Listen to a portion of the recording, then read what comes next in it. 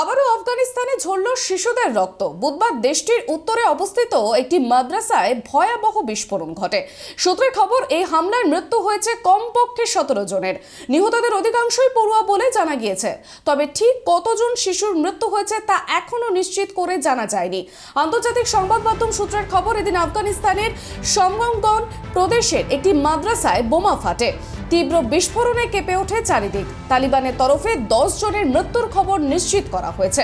আহত হয়েছে অন্তত 20 জন। তবে বেসরকারি পরিসংখ্যান বলছে মৃত্যু হয়েছে কমপক্ষে 17 জনের। আহতদের অনেকেরই অবস্থা আশঙ্কাজনক হওয়ায় মৃতের সংখ্যা আরও বাড়তে পারে বলেই মনে করা হচ্ছে।